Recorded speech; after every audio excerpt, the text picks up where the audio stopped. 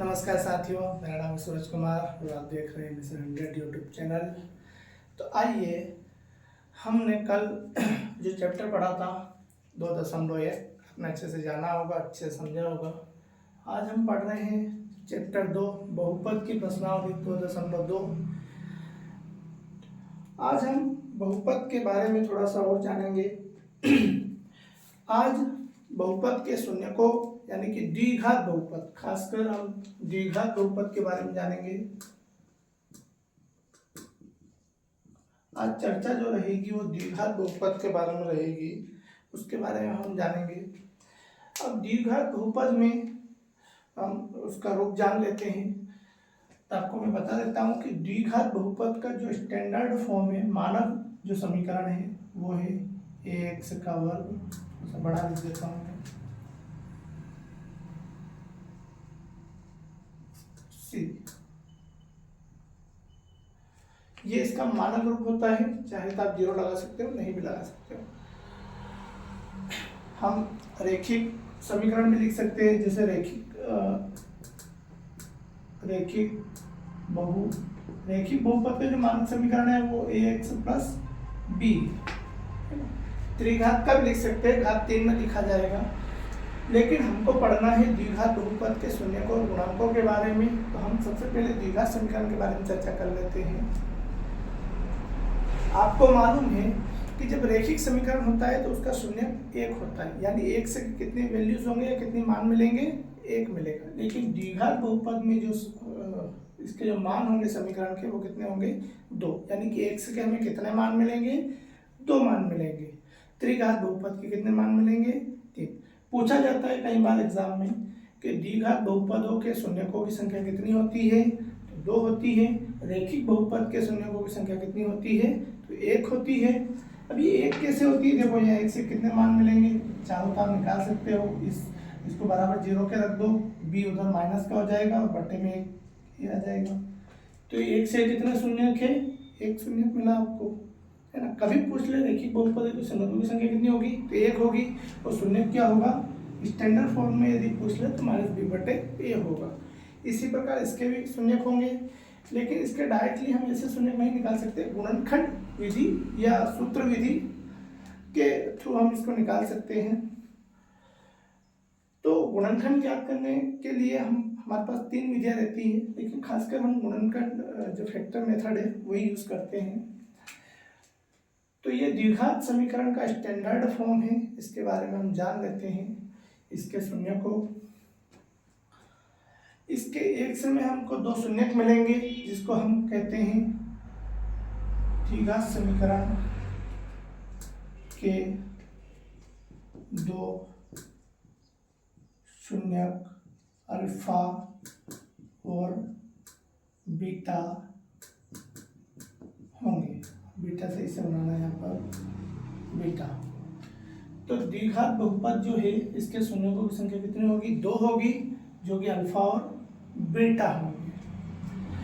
अब इस बहुपद के गुणांकों और शून्यकों के बीच जो संबंध होता है, इसके जो शून्यक और गुणांक, जो इसके गुणांक होंगे, इसके गुणांक क्या होंगे, a b c, है ना। ये एक बहुपद है जहाँ पर a b c क्या है, वास्तविक संख्या है।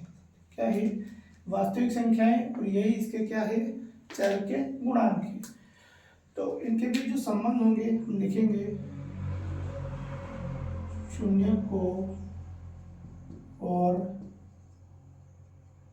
गुणांकों के बीच संबंध, ठीक है, गुणांकों के बीच संबंध। तो क्या होगा, हम लिखेंगे शून्यकों का योगफल इज इक्वल टू, क्वेश्चन लिख देता हूँ मैं पहले, alpha plus beta is equal to, यही शून्यक है ना। द्विघात समीकरण के 2 शून्यक क्या है, अल्फा और बीटा है। शून्यकों और गुणांकों के बीच संबंध हम ज्ञात कर रहे हैं, है ना। ये रेडी हो जाएगी हमारी। तो शून्यकों का योगफल क्या होता है, इसका जो होता है सूत्र -b/, यानी कि जो b है वो यहाँ आ जाएगा और इसका गुणांक x² का गुणांक कहाँ आ जाएगा, यहाँ यही बात समझ में, यानी कि ये संबंध होता है शून्यकों के योगफल में और इस इक्वेशन के जो गुणांकों के बीच ये संबंध है, आपको ये याद होना चाहिए। अब देखो हम ध्यान से देख पा रहे हैं कि यहाँ पर माइनस बाहर लगा हुआ है, यहाँ पर माइनस नहीं है, और ये जो b है ये किसका गुणांक है, x का गुणांक है। तो हम लिखेंगे x का गुणांक बटे ये a जो है ये किसका गुणांक है, एक्स स्क्वायर का गुणांक है। यहाँ लिखेंगे एक्स स्क्वायर का गुणांक। आई बात समझ में, ये सूत्र है, आपको याद करना पड़ेगा। एक और संबंध होता है इसके बीच, शून्यकों का गुणनफल alpha into beta is equal to, ये होता है c बटे ए, माइनस नहीं लगेगा इसके अंदर, c बटे ए, थोड़ा सा बड़ा लिख देता हूँ, सॉरी, c बटे ए। ठीक है, अब ये ध्यान से देखिए c क्या है इसमें। अब यहाँ पर आप देख रहे होंगे ये अचर पद है, ये वाला, ये x वर्ग का गुणांक है, ये x का गुणांक है, ये c एक अचर पद है। तो हम यहाँ लिखेंगे अचर पद बटे ए क्या है, एक्स स्क्वायर का गुणांक है, एक्स स्क्वायर का गुणांक। यही इनके शून्यकों और गुणांकों के बीच संबंध होता है। अगली जो प्रश्नावली आ रही है वो इसी पर बेसिस आ रही है। आई बात समझ में, और कुछ सूत्र है और हम जान लेते हैं। अब इसका स्क्रीनशॉट ले लीजिएगा, फिर आगे मैं कुछ बताता हूँ।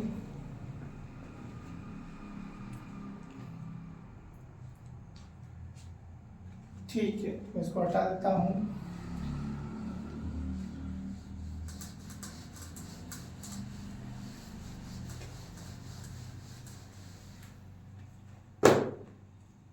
ठीक है, मैं यहाँ पर लिख देता हूँ शॉर्टकट में, अल्फा प्लस बीटा बराबर क्या होता है माइनस बी बटे ए, और अल्फा इंटू बीटा बराबर क्या होता है सी बटे ए। ये आपको ध्यान रहेगा इधर। ठीक है, हम क्वेश्चन करते हैं। आप क्वेश्चन पढ़ लीजिएगा, पहला क्वेश्चन है, उदाहरण पढ़ लीजिएगा पहले, दूसरा नंबर का वही करते हैं हम। उदाहरण नंबर 2, एक से साथियों, चलो उदाहरण नंबर 2 पढ़ते हैं हम। द्विघात बहुपद पढ़िए, द्विघात बहुपद x वर्ग प्लस 7x प्लस 10 के शून्यक ज्ञात कीजिए और शून्यकों तथा गुणांकों के बीच संबंध में सत्यता की जांच कीजिए। ठीक है, हम करते हैं। जो बहुपद दिया हुआ है, बहुपद क्या दिया हुआ है, बहुपद हमें x वर्ग प्लस 7x प्लस कितना हो जाएगा 10। ठीक, हमें शून्यकों और गुणांकों के बीच क्या बताना है, संबंध बताना है। थोड़ा सा मैंने छोटा लिख दिया है, थोड़ा सा बड़ा लिख देता हूँ मैं, प्लस 7x प्लस 10। ठीक है, अब हम इसको गुणनखंड विधि से हल करेंगे। अब गुणनखंड से हम इसके फैक्टर कर लेते हैं, तो एक से के हमें मान मिलेंगे, वही अल्फा और बीटा के मान होंगे। यही बात समझ में, अल्फा प्लस बीटा करेंगे, अल्फा इंटू बीटा करेंगे, और फिर हम उनके शून्यकों के बीच में जांच करेंगे। आइए, चलो, आपने 9th क्लास में फैक्टर किए होंगे, आज फिर से हम फैक्टर विधि देखेंगे कैसे इसका फैक्टर करते हैं। देखो, इसके गुणांक में क्या 1 है, हम 1 का गुणा इधर कर लेते हैं, 10 एकम 10 हो जाता है। हमें ऐसी संख्या चाहिए कि गुणा करने पर क्या आ जाए, 10 आ जाए, और चिन्ह ये वाला, संख्या ये वाली, यानी कि जोड़ने पर क्या आ जाए, 7 आ जाए। जैसी कोई संख्या आपको, ये छोटे क्वेश्चन है, आसान है, बड़ी संख्या होती तो हम उसके भी गुणनखंड करके देखते हैं, लेकिन आपको यहाँ क्लियर दिख रहा होगा। हम 2 पंजे 10, यानी कि 2 पंजे 10 होता है, और 2 प्लस 5 कितना होता है, 7 होता है। हम डायरेक्टली 2 प्लस 5 कितना होता है, 7 होता है ना। तो हम आगे करते हैं, हम यहाँ रख लेते हैं x वर्ग प्लस, इस 7 की जगह हमें क्या रख देना है, कोष्टक में 2 प्लस 5, पूरा इक्वेशन वैसा का वैसे ही लिख देना है। इसको हटा देता हूँ। अब हमें क्या बदलाव करना है, इस x का इसमें गुणा करना है, x वर्ग प्लस 2x प्लस 5x, है ना, प्लस 10। ठीक है, अब हमें जो दोनों संख्याओं में से जो कॉमन निकल रहा है वो निकालना है ना। हमें कोष्टक यहाँ समान आना चाहिए। देखिएगा, हम x कॉमन निकाल रहा हूँ मैं, तो यहाँ बचेगा x, यहाँ पर क्या बचेगा, x कॉमन ले लिया, 2 बचेगा। यहाँ पर हमें क्या कॉमन निकालना है, कोष्टक समान आना चाहिए साथियों। यदि कोष्टक गड़बड़ाया है तो दोनों कोष्टक, यदि एक भी गड़बड़ाया है तो आपका क्वेश्चन गलत। आपको ध्यान रखना है। यहाँ से हम क्या निकालेंगे, देखो यहाँ से यदि मैं 5 निकालता हूँ तो यहाँ x बचेगा, हम x सही है अंदर। यहाँ से 5 कॉमन आ जाएगा तो कितना बचेगा, 2। देखो 5, तो x प्लस 5 दूनी, इसमें भाग लगा देना है, 5 दूनी 10। सही बात समझ में। अब कोष्टक को हमें कॉमन निकाल लेना है यहाँ से, तो x प्लस 2, अंदर क्या बचेगा, x plus 5 is equal to, is equal to 0 नहीं लगाना है, बाद में लगाएंगे।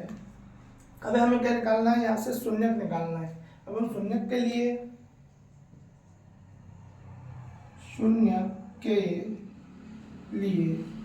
हम यहाँ से शून्य ज्ञात करेंगे, किसके, x प्लस 2 के और x प्लस 5 के। आइए, शून्य ज्ञात करने के लिए हम इन दोनों कोष्टकों को शून्य के बराबर रखेंगे। x plus 2 is equal to 0, x plus 5 is equal to 0। तो x इज इक्वल टू क्या हो जाएगा, -2 हो जाएगा। एक शून्य हमें यहाँ मिला। यहाँ पर देखिएगा x इज इक्वल टू -5, यह भी हमें एक शून्य मिला। तो अब हमें इन शून्यकों का योगफल निकालना है और शून्यकों का क्या निकालना है, गुणनफल निकालना है। तो मैं इसको थोड़ा साइड से हटा रहा हूँ साथियों। हम लिखेंगे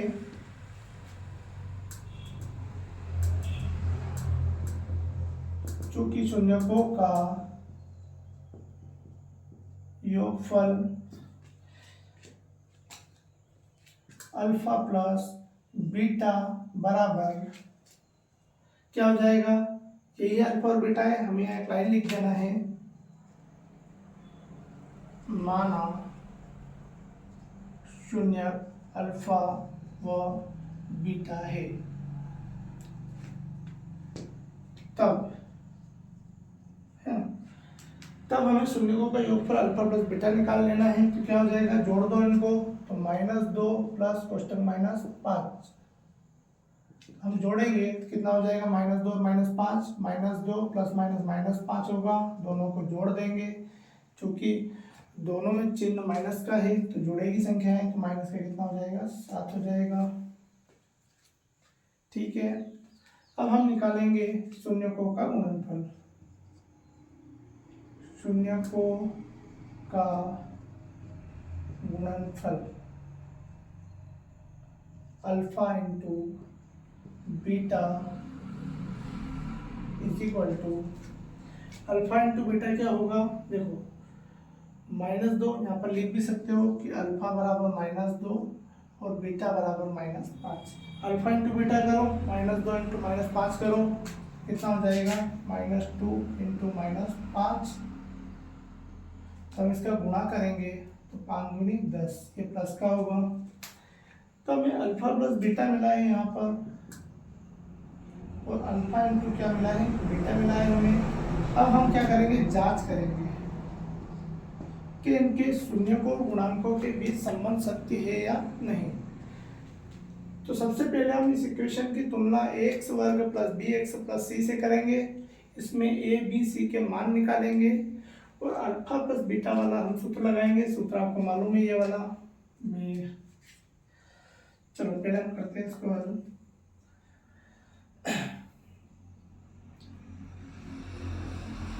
अब जांच करेंगे तो हम लिखेंगे समीकरण ax वर्ग प्लस bx प्लस c, समीकरण की तुलना x वर्ग प्लस bx प्लस c बराबर 0 से करने पर, हम समीकरण की तुलना किससे कर रहे हैं, x वर्ग प्लस bx प्लस c बराबर 0 से हम तुलना कर रहे हैं। जहाँ a बराबर क्या होगा, 1 होगा, बी बराबर क्या होगा 7 होगा और सी बराबर क्या होगा 10 होगा। अब शून्य को, चूंकि शून्य को और गुणांकों के बीच हमने अभी सूत्र लिखा था, तो हम डायरेक्टली यही लिख देते हैं, चूंकि अल्फा प्लस बीटा बराबर माइनस बी बटे ए।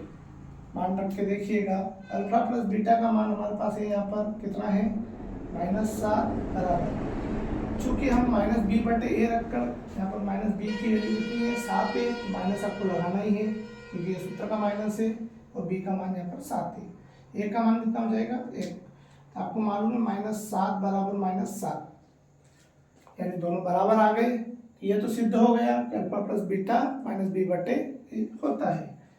अब अल्फा इंटू बीटा बराबर सी बटे ए, थोड़ा सा यहाँ लिख देता हूँ फिर नीचे दिखेगा नहीं आपको। अल्फा इंटू बीटा सी बटे ए होता है, तो अल्फा इंटू बीटा कितना आया 10 इज इक्वल टू सी बटे ए। सी कितना है यहाँ पर 10 है, ए कितना है यहाँ पर 1 है, तो 10 बराबर 10। तो हम लिख देंगे कि शून्य को और गुणांकों के बीच संबंध सत्य है। हम यहाँ उत्तर में लिख देंगे शून्य को और गुणांकों के बीच संबंध सत्य है। ठीक है, ये क्वेश्चन कंप्लीट हो जाएगा आपका। ध्यान रहे, वैसे आपको कर लेना है इसको आसानी से। सबसे पहले हम क्या करेंगे, एक्स वर्ग प्लस 7x प्लस 10 के हम गुणनखंड कर लेंगे। गुणनखंड से आपको 2 फैक्टर मिलेंगे। फैक्टर क्या मिलेंगे, x बराबर -2, x बराबर -5। अब हमने आपको बताया था कि शून्यकों का योगफल यानी शून्य क्या होते हैं, अल्फा प्लस बीटा होते हैं। तो अल्फा का मान -2, बीटा का मान -5 हो जाएगा। शून्यकों का योगफल क्या होता है, अल्फा प्लस बीटा। हमने पहले वैल्यू निकाल ली यहाँ पर अल्फा प्लस बीटा की। शून्यकों का गुणनफल अल्फा इंटू बीटा की वैल्यू पहले ही हमने यहाँ पर निकाल ली, ताकि जांच करने में आपको क्या हो जाए, थोड़ी आसानी हो जाए। थोड़ा क्वेश्चन बड़ा होगा ये, लेकिन आपको आसान हो जाएगा। समीकरण की हम तुलना करेंगे। समीकरण की तुलना है x वर्ग प्लस बी एक्स प्लस सी बराबर 0 से करने पर हमें ए बी सी की वैल्यू मिल जाएगी यहाँ पर। अब हमें याद है 2 सूत्र, alpha plus beta minus B बटे ए होता है, अल्फा इंटू बीटा सी बटे ए होता है। हम अल्फा प्लस बीटा रखेंगे और माइनस बी बटे ए, ये शून्य के और ये इसके क्या है गुणांक है, इसी के भी संबंध बताना है। यानी कि ये शून्य के किसके, इस बहुपद के, और ये इसके बहुपद के क्या है गुणांक है, इसी के बीच में हमें संबंध बताना था और हमने संबंध बता दिया है। तो नीचे एक लाइन लिख देना उत्तर में कि शून्य को और गुणांकों के बीच संबंध सत्य है। आइए हम अगला सवाल करते हैं, स्क्रीनशॉट ले लीजिएगा आप।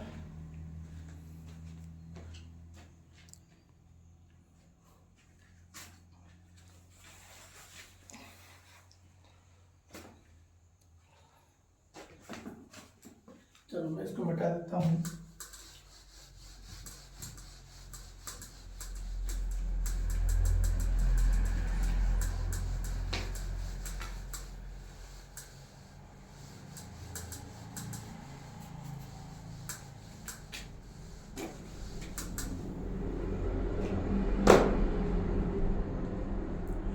उदाहरण नंबर हम 3 करेंगे। एग्जाम्पल 3 पढ़ लीजिए क्वेश्चन। बहुपद x वर्ग -3 के शून्यकों की शून्य ज्ञात कीजिए तथा शून्यकों और गुणांकों के बीच संबंध की सत्यता की जांच कीजिए। ठीक है, हम इसमें बहुपद लिखेंगे x वर्ग -3, ये बहुपद है आपका, वैसे ही करना है। अब इसमें एक पद गायब है, लेकिन हमें इसके फैक्टराइज करना है क्योंकि फैक्टर में इसके 2 ही शून्य आपको मिलेंगे। गुणनखंड करना है। अब इसमें गुणनखंड करने के लिए हमें थोड़ा सा सूत्र का यूज करना पड़ेगा। देखिएगा, क्या मैं इस सूत्र से इसको ऐसा बना सकता हूँ, a का वर्ग माइनस बी का वर्ग बराबर a प्लस बी और a माइनस बी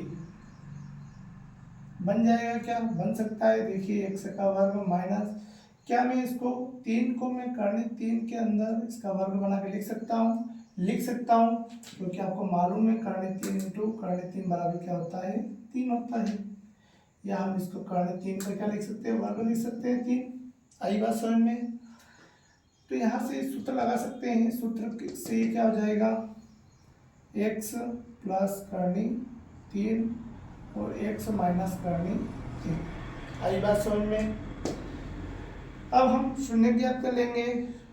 तो शून्य के लिए हम क्या करेंगे, इनको 0 के बराबर रख देंगे। तो x प्लस कर्णी 3 is equal to 0, x minus कर्णी 3 इज इक्वल टू 0। तो x is equal to minus कर्णी 3, ये एक हमें शून्य मिल गया है यहाँ पर, और x is equal two plus का कर्णी 3, ये एक शून्य मिला हमें, है ना। अब हम यहाँ लिखेंगे माना शून्य अल्फा व बीटा है। तो अल्फा बराबर क्या हो जाएगा माइनस कर्णी 3, बीटा बराबर कर्णी 3। आप यहाँ किसी को भी अल्फा मान सकते हैं, किसी को बीटा मान सकते हैं। कोई बच्चा बोल रहा होगा कि सर ये कैसे होगा, नहीं बेटा देखो, किसी को भी हम अल्फा मान सकते हैं, किसी को बीटा मान सकते हैं, कोई दिक्कत नहीं है। चलिए शून्य हमें मिल गए हैं अल्फा और बीटा, तो हम यहाँ शून्यों का योगफल निकाल लेते हैं अल्फा प्लस बीटा। मैंने पहले क्वेश्चन में विस्तार से बताया था, अब मैं इसको शॉर्ट करूँगा इस क्वेश्चन को। अल्फा प्लस बीटा बराबर जोड़ दो इनको, क्या होगा माइनस कर्णी 3 प्लस कर्णी 3, ये क्या हो जाएगा 0 हो जाएगा। अल्फा इंटू बीटा निकाल लेते हैं, चूंकि लगा देना है यहाँ पर अल्फा इंटू बीटा, तो कर्णी 3 इंटू माइनस का है और ये कर्णी 3, तो हम उसका गुणा कर लेंगे तो माइनस का क्या हो जाएगा 3 हो जाएगा। अब हम इसकी क्या करेंगे जांच करेंगे, यहीं लिख देता हूँ जांच। अब जांच करने के लिए हम समीकरण की तुलना करेंगे। समीकरण की तुलना x वर्ग प्लस bx प्लस c बराबर 0 से करने पर हम इस समीकरण की तुलना करेंगे। ऑब्लिक में मैं इस समीकरण को ऐसे लिख पाता हूँ, देखिएगा x वर्ग प्लस 0 इंटू एक्स माइनस 3, ये इस प्रकार का बहुपद है। इसमें एक पद यानी एक टर्म्स गायब है, उस गायब को हम इस प्रकार लिख सकते हैं कि 0 इंटू एक्स, ये वापस क्या हो जाएगा 0 हो जाएगा, और यहाँ से क्या हो जाएगा गायब हो जाएगा। तो यानी इस समीकरण की तुलना करने पर हमें यहाँ पर मैं यहाँ लिख देता हूँ, यहाँ पर a का मान क्या मिलेगा हमें, देखिएगा 1 मिलेगा, b का मान क्या मिलेगा हमें 0 मिलेगा, और c का मान हमें क्या मिलेगा यहाँ से -3 मिलेगा। चिन्ह सहित हमें लेना है यहाँ पर। आइए अब हम सूत्र की सहायता से जांच करते हैं। तो अल्फा प्लस बीटा बराबर चूंकि माइनस बी बटे ए होता है।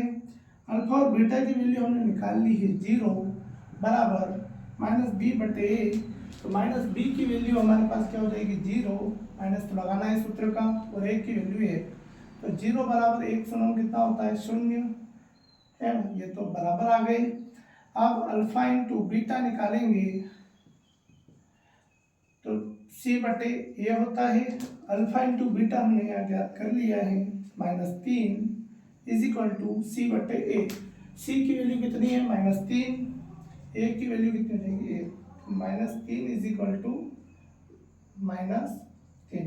तो हम नीचे लिख देंगे कि शून्य को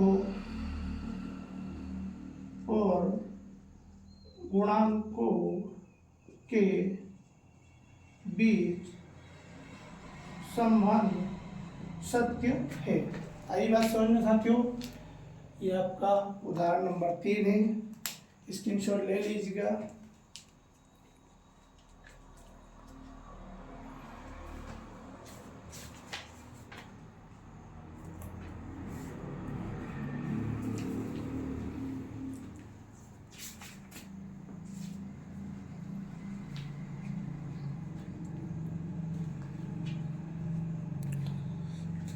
उतार लिया साथियों। चलिए हम आगे क्वेश्चन करते हैं।